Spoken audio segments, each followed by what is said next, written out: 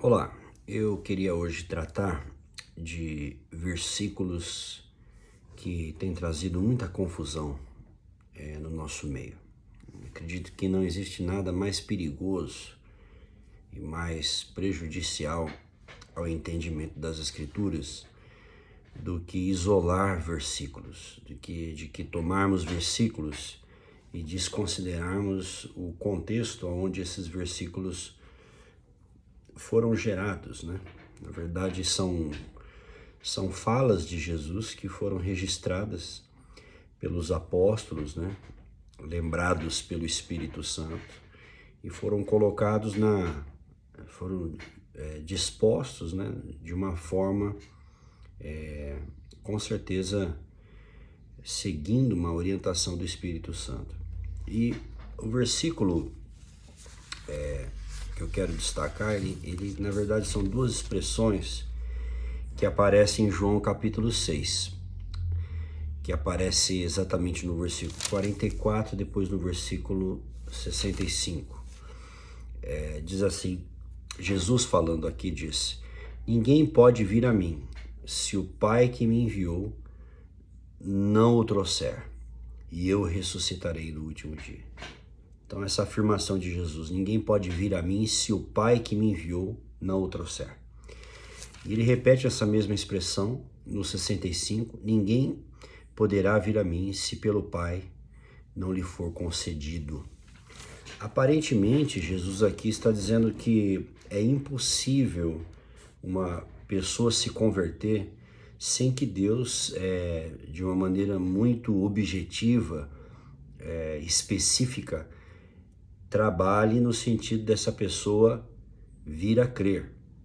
Em outras palavras, Deus precisa escolher, né, selecionar essa pessoa dizendo: eu quero que você venha a Cristo, eu quero que você creia em Jesus, eu quero que você seja salvo. E Deus então seletamente escolhe esse indivíduo e não aquele. Bom, não é esse o contexto das palavras de Jesus. Se você ler o capítulo todo de João, você vai ver Jesus apresentando sobre todas as coisas a sua identidade, quem ele é, que ele é o Filho de Deus. E esses ouvintes, né, essas pessoas que estão ouvindo Jesus pregar, não são apenas os discípulos, são pessoas que estão vindo de todo lado, são os judeus que estão vindo, né? No 41 diz que os judeus murmuravam, enfim, é uma variedade de pessoas. Ele chega a dizer no versículo 64, contudo há descrentes entre vós, pois Jesus sabia desde o princípio quais eram os que não criam e quem o havia de trair. Então Jesus está falando para um grupo bem diversificado de pessoas, os seus discípulos, aquelas pessoas que estavam seguindo Jesus pelos seus milagres, aquelas pessoas que estavam ali para observar os seus ensinamentos, né? Aqueles que estavam ali para ver se apanhavam Jesus em alguma contradição. Esse é o contexto, esse é o público que está ouvindo os ensinos de Jesus. Por exemplo, quando Jesus fala no 40, de fato a vontade do meu Pai é que todo homem que vir a mim, né, todo homem que vir a mim e nele crer, tenha a vida eterna, e eu ressuscitarei no último dia. Então Jesus está fazendo afirmações aqui um tanto quanto contundentes, né, um tanto quanto rotundas, de que aquele que ouvir a sua palavra, aquele que assimilar, mais para frente ele vai dizer, aquele que comer da minha carne, beber do meu sangue, já é outra expressão falando dessa assimilação da sua mensagem, assimilação da razão da sua vinda aqui, que foi morrer pelos nossos pecados, do corpo dele ser uma oferta pelo pecado. Era uma assimilação da sua mensagem, que era uma mensagem de entrega, de ser morto, de ser crucificado. E logo que Jesus faz essa afirmação, no 41 diz, Murmuravam, pois, dele os judeus, porque dissera, eu sou o pão que desceu do céu. Ele faz uma comparação entre o maná, né? Então, o tempo todo, Jesus está chamando a atenção do público para si, para a sua missão, para o significado da sua vida, para o significado da sua morte, aquilo que ele trazia sobre si. E os judeus murmuravam no 41. Não só murmuravam, eles chegavam a fazer afirmações do tipo no 42, não é este Jesus o filho de José? Acaso não lhe conhecemos o pai e a mãe? Como, pois, agora diz desci do céu? Responderam-lhe Jesus, não murmureis entre vós. Então observa que para essas pessoas, o público é maior, mais abrangente, mas para essas pessoas, Jesus detecta uma incredulidade contumaz. Jesus detecta aqui um desinteresse, né? Um desinteresse, uma incredulidade em relação àquilo que ele é e em relação à sua missão, né? Por isso que Jesus disse, ninguém pode vir a mim se o Pai que me enviou não o trouxer, e eu ressuscitarei nos últimos dias. Está escrito nos profetas, e serão todos ensinados por Deus. Portanto, todo aquele que da parte do Pai tem ouvido e aprendido, esse vem a mim. Então observa que para vir a Cristo, primeiro a pessoa precisa ouvir e aprender de Jesus. Logo, a pessoa precisa aceitar, acatar a missão, a identidade, a natureza de Jesus. Observe que eles têm uma grande rejeição em relação a quem é Jesus. Por isso que Jesus diz que eles não poderiam vir a ele se o Pai não os trouxesse. Mas como é que Deus atrai os pecadores? Será que alguma coisa que Deus faz no interior, no íntimo da pessoa, um anzol? Não, ele está dizendo, todo aquele que da parte do Pai tem ouvido e aprendido, esse vem a mim. Então observa que os meios nos quais Deus atrai o pecador é através da pregação. E essa pregação é sobre todas as coisas apresentando a pessoa de Cristo, né? Então não é que essas pessoas estavam impossibilitadas de virem a Jesus. Essas pessoas não estavam dispostas a ouvirem Jesus. Essa mesma temática vai se repetir no capítulo 5, no 39, quando eles diziam que eles eram discípulos de Moisés. Jesus falou para eles, examinai as Escrituras, porque julgais ter nelas a vida eterna, e são elas mesmas que testificam de mim. Então, vocês querem saber de onde que eu sou, a minha identidade, quem, né? Leiam Moisés. Moisés escreveu a meu respeito, né? As Escrituras todas no Velho Testamento falava do Messias, do perfil desse Messias. E no 40 ele diz, contudo, não quereis vir a mim para terdes vida. Então Jesus responsabilizou esses indivíduos, né, pela incredulidade, e Jesus, sabendo dessa incredulidade deles, dessa resistência, Jesus tornou ainda a sua pregação um tanto mais quanto contundente.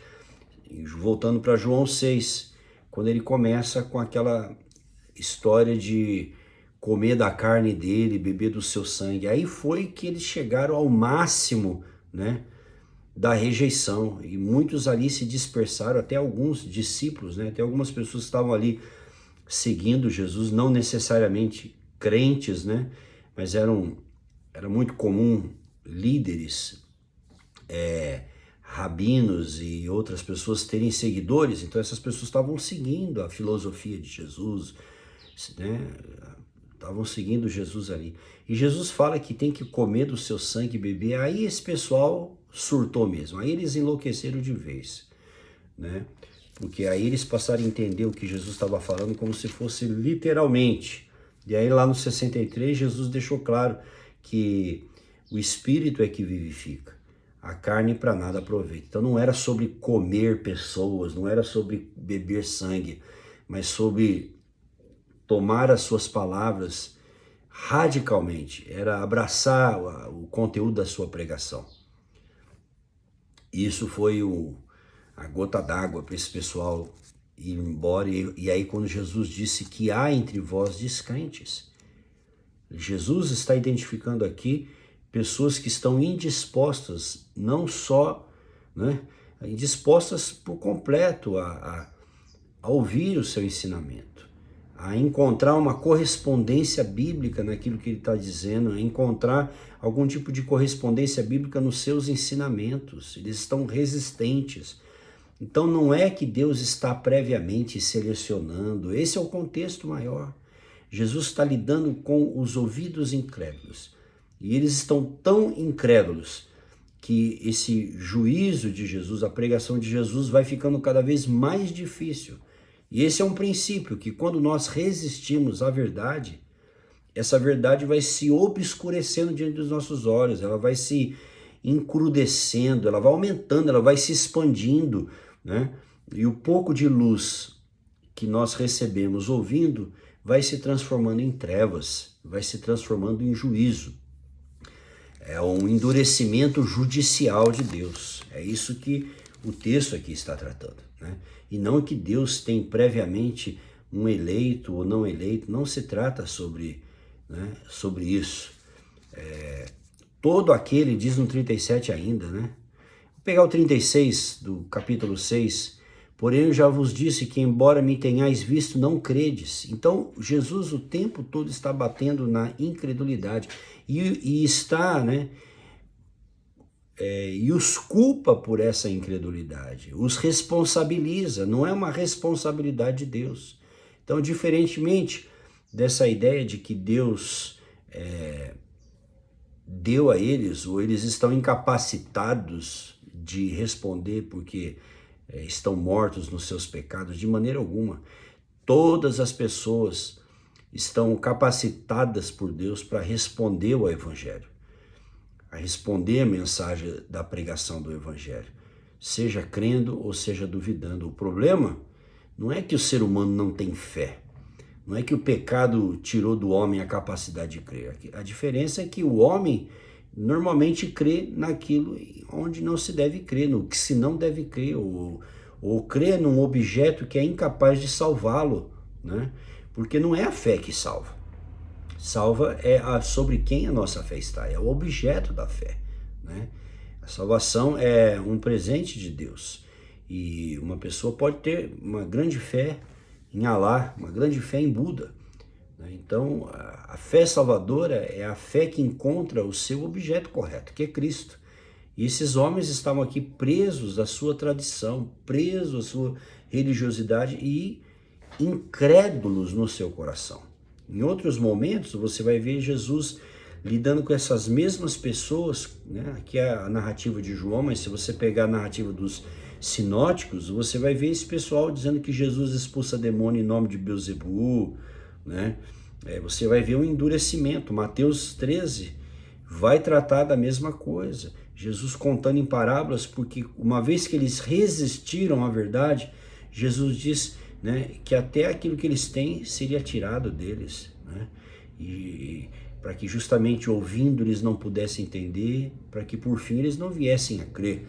Então não foi o que a gente precisa entender, que João 6 não é uma predisposição de Deus em não querer salvar essas pessoas, mas é uma reação de Deus diante da resistência daqueles que não querem crer sob nenhuma hipótese, nem Jesus citando Moisés, nem Jesus falando do pão da vida, nem Jesus ofertando a salvação, nem Jesus tentando mostrar a sua identidade, que ele se encaixa no perfil profetizado, perfil messiânico.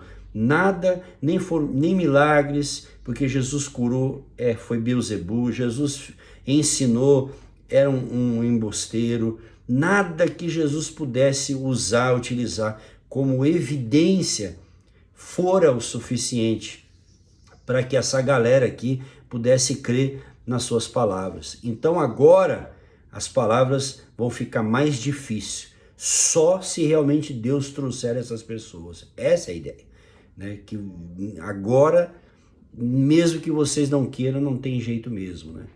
Porque há um endurecimento aqui da parte de Jesus. Isso acontece também com Paulo lá no último capítulo de Atos, quando Paulo bateu a poeira e disse: a partir de agora eu vou para os gentios, porque sobre vocês se cumpriu aquilo que o profeta diz, que esse povo ouviu de mau grado. Deus responsabiliza o povo, dizendo: vocês ouviram de mau grado, vocês não quiseram atentar, vocês não quiseram receber a palavra, de maneira que agora a palavra vai servir apenas para confirmar o juízo, confirmar o endurecimento do seu coração. É isso que está tratando esse atrair, esse vir a mim de Jesus. É um juízo sobre aqueles que já anteriormente resistiram. Não é um juízo prévio, é um juízo posterior. Esse é o contexto. Se você respeitar o contexto de João 6, como Mateus 13 e todos esses textos onde Jesus e mesmo Paulo fala de um endurecimento, de um juízo de Deus, isso acontece como uma reação de Deus, porque os homens resistiram à verdade. Como Romanos 1, são textos onde mostra o juízo de Deus por causa de uma pré-resistência diante daquilo que foi ofertado aos seus ouvintes. Então, quando você